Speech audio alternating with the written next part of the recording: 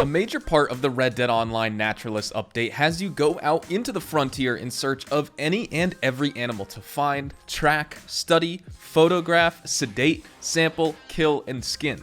Now, if you're shooting for 100% completion on every single habitat in your animal field guide, yes, it really is that much work, but what if I told you just for the purposes of leveling up the Naturalist role and unlocking new skills, abilities, and other perks from Harriet Davenport, it's actually a lot easier than that.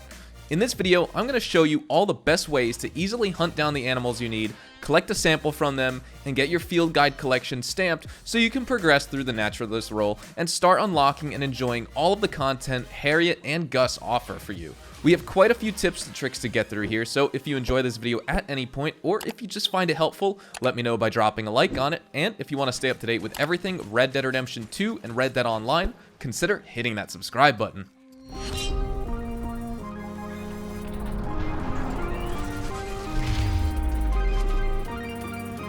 Starting off, what exactly is needed for Harriet so she can stamp your discovered animals? Initially, I was confused too, and it seemed like a lot of work to have to do everything at once. Specifically, do everything in such an order so the animal doesn't run away from you.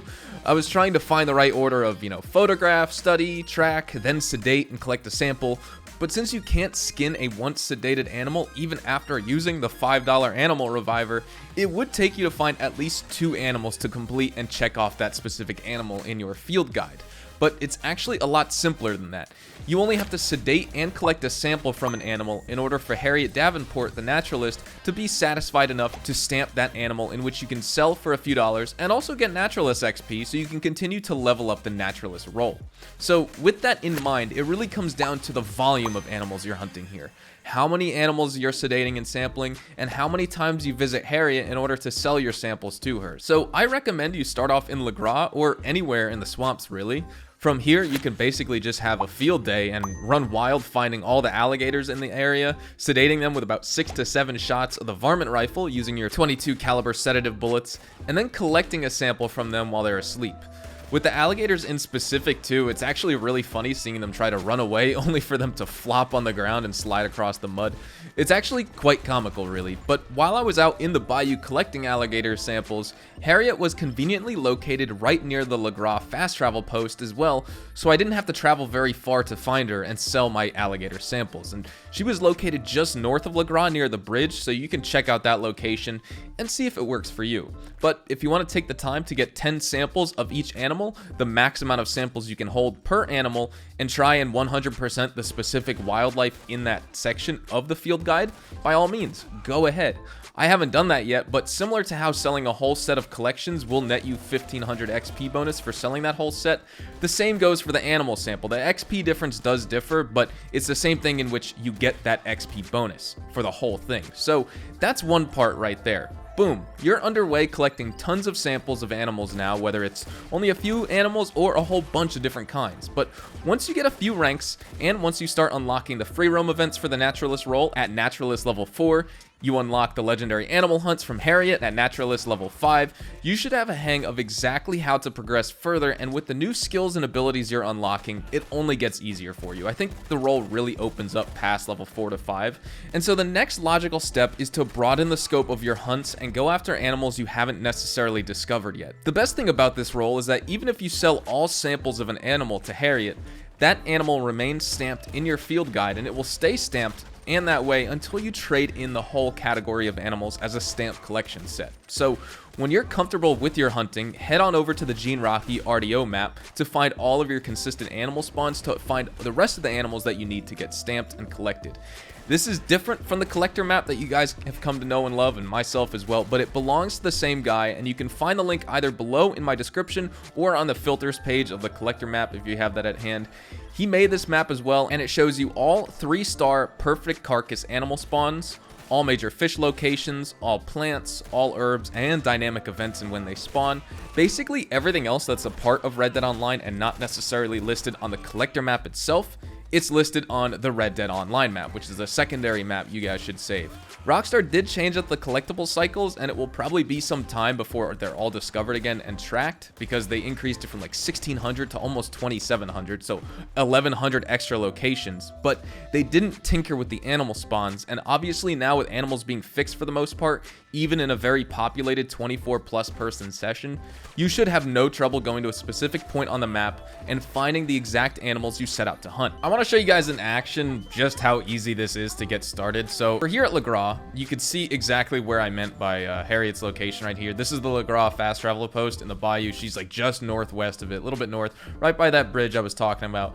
And this is going to be probably the best place to be right now. So you're going to go over here to her, try and buy some items. I need to pick up some sedative bullets, so I'm going to do that right now. I purchased the pamphlet, and I'll have a guide coming out on that soon as well.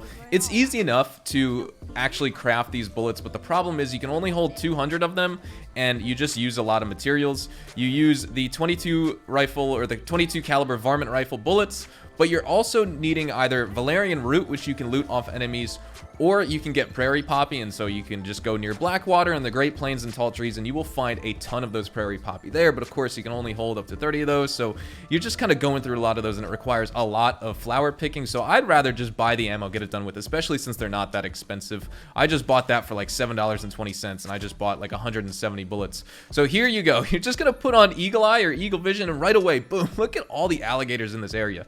You're set to go. Let's sedate 1, 2 shots, 3 shots, 4, 5, 6, 7. So 7 shots, and the animal is sedated. They're just gonna run, and look at this. He's gonna fall asleep. they just get knocked out and they slide, and it's just funny. So you're just gonna want to take that sample, and you're gonna rinse and repeat this for literally every single alligator in this area until you get up to 10 of those animal samples. This is a really easy daily challenge today too, of collecting 2 animal samples in 10 minutes. I mean, you have to try to not do that, to not complete that challenge. So definitely get that done today if you're watching this the day it was posted. We're gonna collect this same alligator and go after the others in this area as well. Come on, little buddy, there we go. Slide, collect that sample. Boom, you're good to go. If you're wondering if you should use Animal Reviver, I mean, you can. It costs $5, so if you have a ton of ammo, go for it. But the problem is, look, these animals are gonna get pissed. So he ran away, but like a cougar or a wolf may attack you. What you do get with that is you get like 11 XP or something like that, a very small amount. So if you're trying to rank up the absolute fastest, definitely go for it. Why not? Basically front the couple $100 you're gonna need to pay for all the Animal Reviver, but I honestly don't think it's necessarily that worth it, especially if you have the role maxed all the way. You're not gonna want to spend all that money, of course. And even for ranking up, a little XP here and there. Basically, what if it took you an extra 2 hours to level up the role? Not that big a deal, especially if it's going to take you 10 to 12 to even 15 hours to do it at a somewhat brisk pace. And if you're taking a lot longer with it, it could take you even longer to level up the role. So I just want to snag that bird real quick. But let's go find some more alligators. Today, the animal spawns are being a little bit kooky here. There's a few alligators over there I'm going to go get, but let me skin this heron real quick since it was right here for the taking. We're like getting all these collectibles too, lost jewelry, earrings, like all this crazy stuff. I hope you guys are enjoying this update right now. I've been having a lot of fun playing around with it. Day 1, kind of confused on what to do. It was definitely, since they didn't give you any guide on exactly what to do, they kind of just were like, all right, have fun hunting those animals and boom, just enjoy. It was like, all right, so where do we start? Like, what's the best way to do this and that? And now we kind of know, and it's just a matter of rinsing and repeating doing this exact same thing. But it's quite enjoyable, kind of bullying these alligators, especially if you've gotten chomped on in the past with these guys while you were running through the bayou. Now you can actually get the alligator bullies back, knock them out, sample them, and then run away. There was a turtle in this area too. I mean, honestly, like this whole guide and what I talked about was the alligators in specific, but don't just limit it to them. Get these turtles as well. It only takes 3 shots for them, and you'll find these in the area just as much. Unfortunately, you can't sedate birds. You just pretty much kill them outright. These snapping turtles are great as well. These are going to be the 2 animals that you can definitely sedate most in this area. One, because alligators you find just absolutely everywhere, but same with the snapping turtles. Let's go over here, grab this guy as well. The only problem that you need to kind of work out here is if an alligator is right on the edge of the water, try and go in front of it. Like if he's facing the water, try and get ahead of him, go in front of him, face him, and then shoot him. That way he turns around and runs away from the water, because these guys want to kind of run in a straight line unless you're blocking their way.